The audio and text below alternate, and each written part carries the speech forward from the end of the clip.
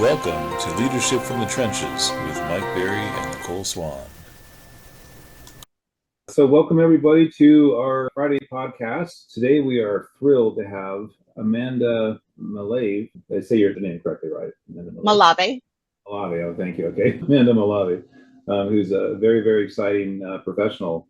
Amanda has worked at many of the top, Fortune 100 companies. We've got a list here: Motorola, Microsoft, Dell, Apple, Logitech, Amazon, and she's currently with another big Fortune 100 company. And so we thought it'd be wonderful to interview Amanda and ask her about her leadership experience, kind of getting employed with these big companies, and also what you learned while you were there from the people that were around you, the people that you reported to, and the people that you that were direct reports to you.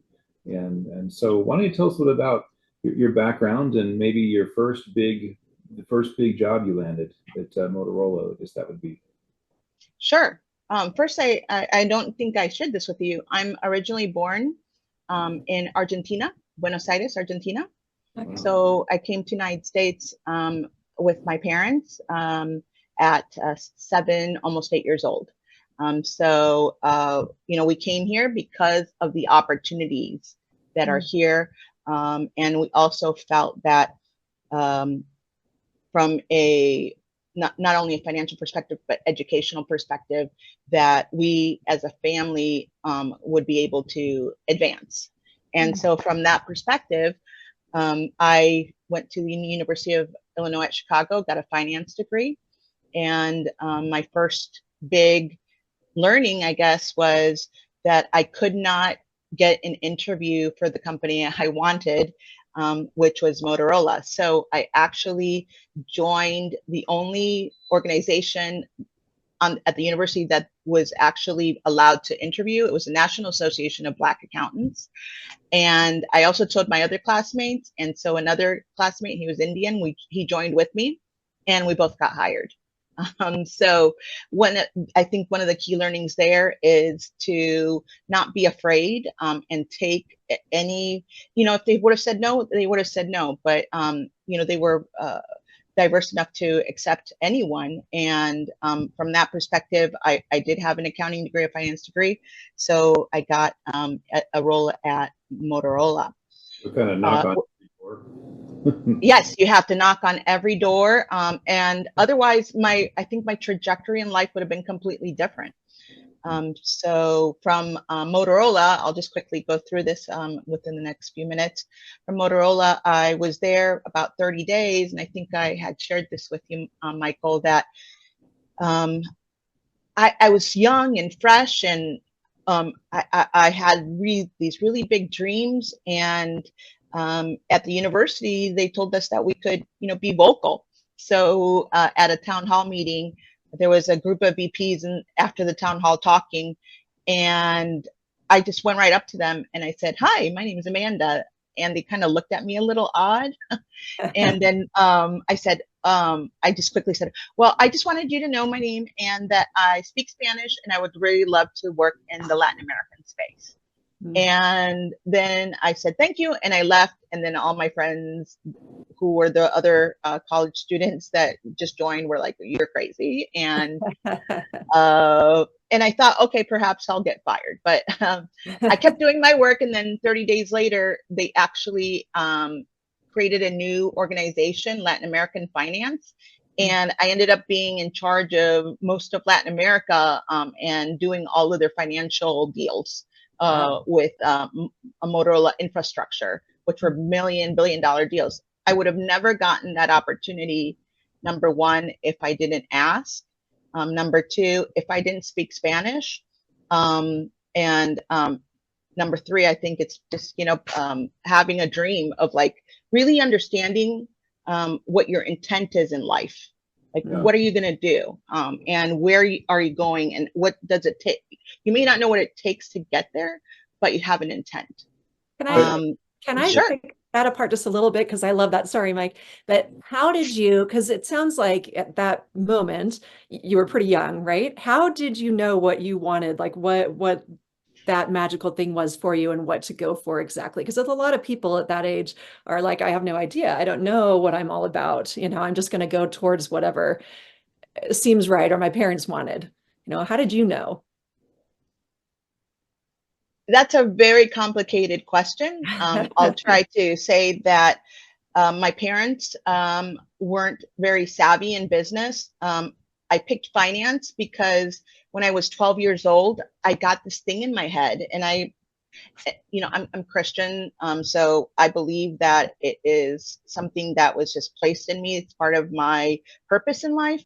I got this word finance in my head, and from there, to be honest, no one really expected me to go very far. My parents were going to be happy if I was a bank teller. That's what they kept telling me. And my mom had me go learn how to type just in case I could be a secretary. That was my backup plan. But I always had this belief and thought about finance. So that's what I chose. I didn't know about anything else. I just chose that in college. And from there, the finance department that I went in was all full of males because it was about trading, because we were right next to the Chicago board, the trade. And so from that perspective, I actually learned a lot about what finance was and was really excited. I actually wanted to do derivatives, which is where you use letters of credits and other different things to actually finance deals. And that's when I learned that that would be what I wanted to go into instead of brokerage. And so from there, that pretty much set my pace of where I was going. How old were you when you were thinking about derivatives and brokerages and stuff? I was 20 years old. Wow. I still don't even know what derivatives are, but really impressive. I just know I didn't like doing them. An interesting thing is that I won't say what high school I went to, but the people that were, minorities were actually placed in the lower tiered classes.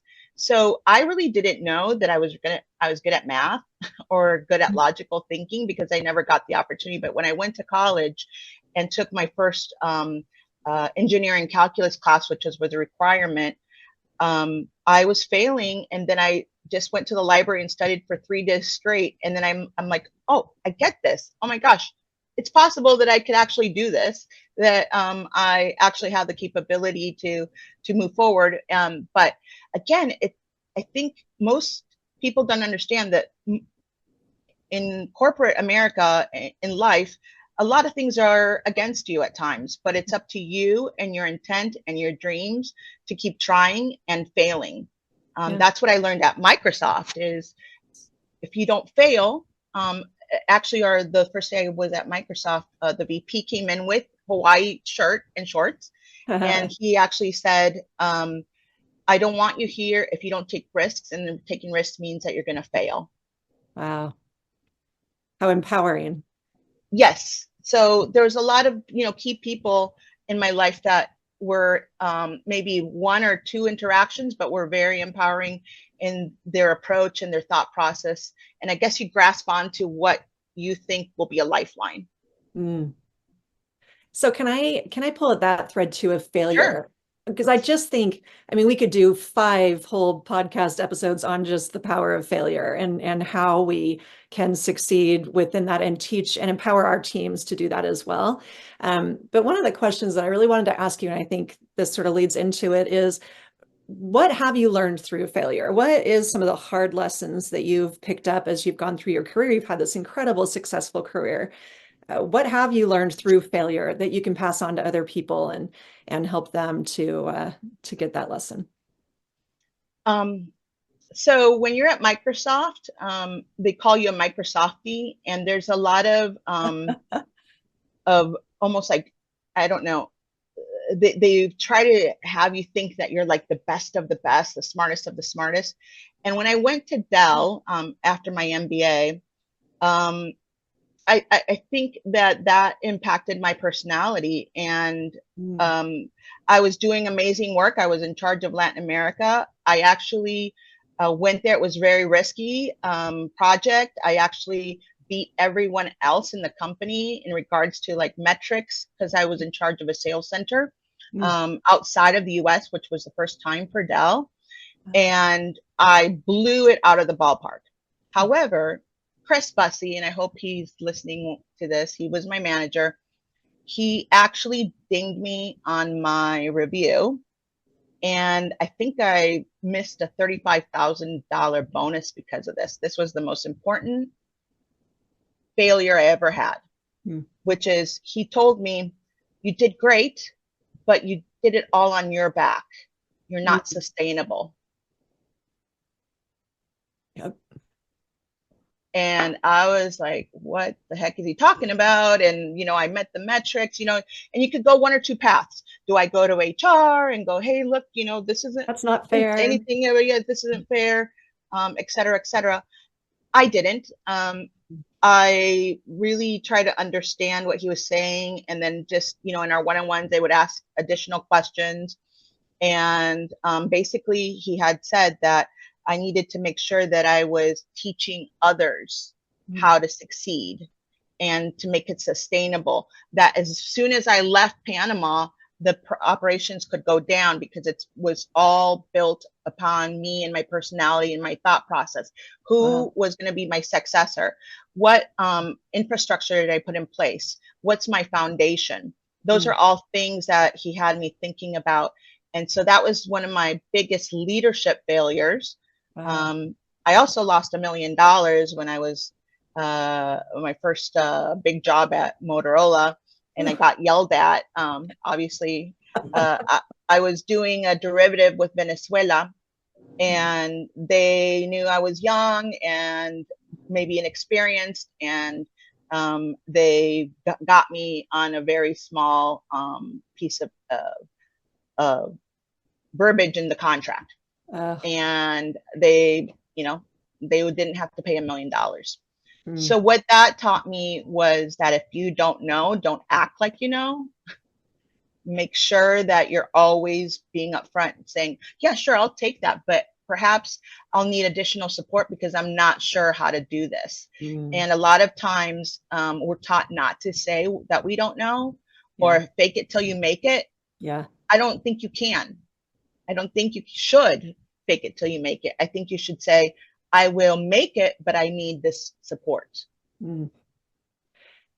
So how do you, sorry, Mike, but I'm just loving Amanda and everything she knows, and you're just speaking to all the things that I am passionate about. But how do you, as a leader now, encourage your teams to have that kind of vulnerability and that to shed that facade of I'm Superwoman, I'm going to prove myself to you, and I don't make any mistakes, and you're not going to see any imperfections out of me? How do you help them to shed that and to just bring their best and say I don't know, and work together to learn and to learn that lesson that you had to learn the hard way? How do you get your teams there? Well, first of all, in my current role, I don't have a team. I'm an influencer. I'm a high-level AI consultant in privacy and governance. My coworkers are the most brilliant in the world. And I know as a woman, because right, I come in, I take up a lot of space. Even if I'm not saying anything, just sitting here like this, I take up space, a presence. And so I learned through feedback across the years, because luckily there's always that 360 feedback, but that could be very intimidating. So I work really, really hard to take advantage of little things like going into a meeting a few minutes early and trying to build a relationship over Zoom or chat or whatever, quickly making myself more personable, making sure that sometimes I change up my hair, put it in a ponytail, sometimes I don't wear makeup. All those things make you vulnerable and say, she's just like everybody else. And women or men who have that presence, wanting it or not, just really need to realize that that's something that they'll need to overcome. So that being said, I'm the example. Am I vulnerable? Am I truthful? Am I going to say that I don't know something? And everybody's watching you. I, especially in the company I'm at right now, they're evaluating every question, everything I do, how fast I ramp to something is in this particular company. It is like, how smart are you is measured by how fast you can grasp the biggest concepts. And so they're measuring you on that speed. And I was able to overcome that, but at the same time, I overcame that so quickly that it became intimidating. So then it's like, do if you don't. So there has to be this like fine balance. So I had to actually take several weeks to kind of like overcome that. So you have to be careful as well. Sometimes we just want to please or show our skill sets because that's what you think the environment wants. But there's also restraint that needs to be part of that, the decision making of what you're going to present. It was very savvy of you to understand that and understand how to work with that, add that piece into your success, you know. Yes, it took a long time to get there, but again, it's through 360 feedback. Thank goodness. People would just tell me, "You're a very nice woman. I know you now, but my God, you were intimidating." Well, I think a lot of people hear that kind of feedback and are offended, right? Or I'm not going to mute myself for your comfort. I'm contributing to the company, right? I shouldn't have to find a way to make you feel comfortable with my abilities or success or intellect or whatever. But the people who can listen to 360s like you did and take that feedback to heart, even if you're like, that doesn't make sense to me, or, you know, why should I, whatever, if you really take it to heart and implement those things, success just follows. And in my consulting world, we do surveys like that. And we spend a lot of time prepping the participants for, you're going to hear something you don't want to hear. You're going to hear something that hurts you, or you think is dumb, or you disagree with. And you have to take that step back and say, okay, I have to believe that someone sees this, they saw it enough to write it in there, and that there is value here, and I have got to address it and do something about it. And the ones that do, just they do what you've continued to do, just take off and grow and make great success out of that. Yes, but it takes time and it takes practice, right? Perhaps the first time I heard something like that, I'm like, that doesn't make sense. And you keep on going. But then what I realize now is because I took a different approach to it, people like it when you listen. Yes. And they like it when they see you pivot because they're like, okay, my voice matters. So then what does that do? That builds authenticity, but it also builds trust. So in the world where I live in right now at this company, knowledge is power. People will not share things at all sometimes, yes, but they share things with people they like. And so you have to be smart, but you also have to be likable. So that takes a whole different set of tools. So I believe that that's where we are now, not whether it's this company or anywhere else, because jobs are hard to find, and good jobs, interesting jobs are even harder, and they're going to want everything. They want you smart. They want you to be able to change. They want you to be able to take feedback well. They want you to be strategic. They want you to be hands-on. They want it all. Yes. So you have to be really, really nimble. What, Amanda, what are some attributes of a likable person in a business environment? Like, what can you talk more about that? Well, I think there's different things for different people, obviously. I think we all have like triggers, personal triggers that you also have to be conscious of. Sometimes somebody will measure you based off of something personal that you can never control. But I think, you know, making sure you smile, making sure you say hello, making sure that you don't always have to speak up, also, you know, or show off. That's another thing. Like, I think people like it when you are reserved and you're only talking when you actually have something valid or valuable to contribute, not just for the sake of talking. And then also what I think for me, I don't know about anybody else. For me, it's I go and I try to find areas where I can learn from them. So I'll schedule time. I want to learn this from you. Could you help me maybe 10, 15 minutes? And then I try to think, listen for things that they might need from me.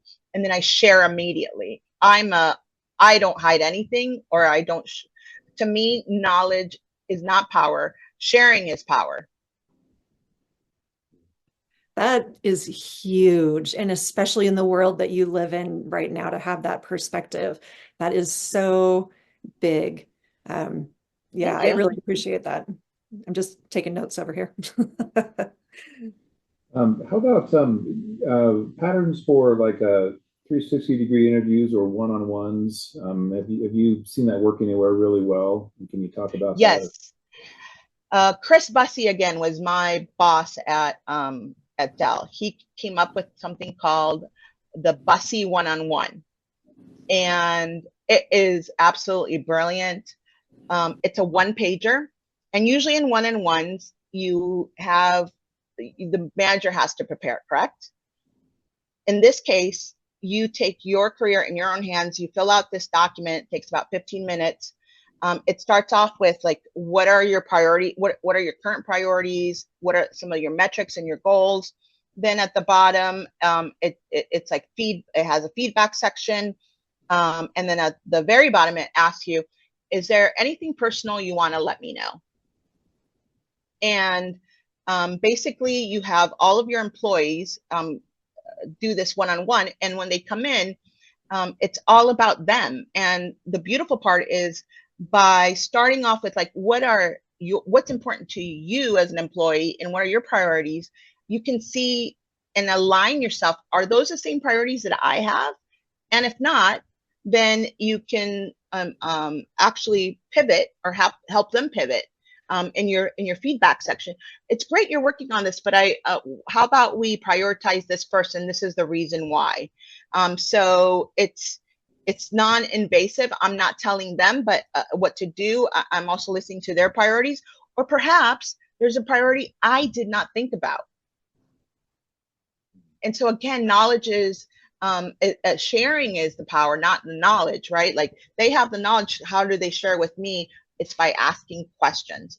And then last but not least, it's like tracking this, and employees really like having consistent one-on-ones and then tracking so that they're never surprised at any type of review, any conversation. They always know where they stand. I think that that's super critical. But and then once you're building that trust, I've used this all over the place, including in Hawaii, which is really difficult to build relationships here if you're an outsider, and I've used it and it works. And at the best part is I even used it in Bulgaria and the Philippines, China, Panama. But the best thing that ever happened to me was in Costa Rica, when a senior, an employee, I won't say who it was or the position, basically told me that they had that they were ill. And that was their personal part. And it took me a little bit, that was the first time I had something so personal, but I realized the power of that trust building and the power of like consistency, and that they felt that they could tell me this because we're consistently talking. It's not just about metrics, but I do really care about you. So what can I do for you? And so I think that's the Chris Bussey one-on-one form. God bless him, has made me a very happy manager, and hopefully a lot of my employees very happy as well. So what I hear you saying is it wasn't just about the workload. It was also about themselves as a person and their ambitions and their Isn't it always like that? People aren't there for you; they're there for them. Yeah. And they're trying to get something out of this relationship too, not just being a cog in a wheel. Mm-hmm. I also think that the whole person shows up to be productive for you. So when I show up, I'm showing up with in the back of my head my sick child or my dog that just was diagnosed with diabetes or my worries about financial whatever. I show up with all of that for work, and all of that is present in what I can produce for you, right? And I think what you're doing that's really powerful is you're allowing that whole person to be present with you, and it mitigates and minimizes those extra things that are in the back of your head. So when you feel like you have a leader that understands that, right? The leader that cares, it changes that whole dynamic. It changes how much that shows up in your head, and you can feel a little bit safer and seen at work. And then you want to do better work. I mean, it only benefits the organization, I think, as I've seen it. Exactly. I missed one step. When I ever take on any new organization, one of the first things I do is I meet with all of the leaders, and I also get representatives from other parts, maybe if I'm higher up, other parts of the org at all levels. And then we come together and we form our building, our our building blocks. Like what do we have to do that we will not change? So for example, you're allowed to make mistakes, might be one of the top one. You're allowed to speak your voice, but but with respect. A lot of times people like this one, all levels are the same. We're all here, to for one specific objective or goal. So we always have these non-negotiables, and I print it out in a big banner and everybody signs it. And I really communicated what that means. And that sets the pace of a honest environment, and it can change based off of each location. Not every location is going to have the same non-negotiables. So if I'm like leading, 10 orgs in 10 different countries, obviously it will be different. So that always helps. And then with the one-on-one forms, that is consistently reinforcing those non-negotiables, because as soon as you write something down and you're inconsistent, man, they'll get you. So it also forces me to always be thinking about those things that are important to that culture. I think inherent, Janet said, thank you for a tremendously insightful discussion. That's great. I think inherent in a lot of what you're saying, and correct me if I'm wrong, both of you, but what I think is a feminine outlook. Inherent in all of this is the fact that you are a woman, and that you're working in a predominantly male field and with a predominantly male expertise, right? And I'm wondering how has that impacted your career trajectory and just being female, and how have you been able to use that to your advantage with things like this, with a more, I'm speaking very generally, right? Very, very generally, but typically a female leader tends to be a little bit more in touch with how are you doing at home, right? That's a little bit more natural on that side, right? And that's something you've used to your advantage. So I'm looking for things like that, or just how has it impacted or not impacted your career?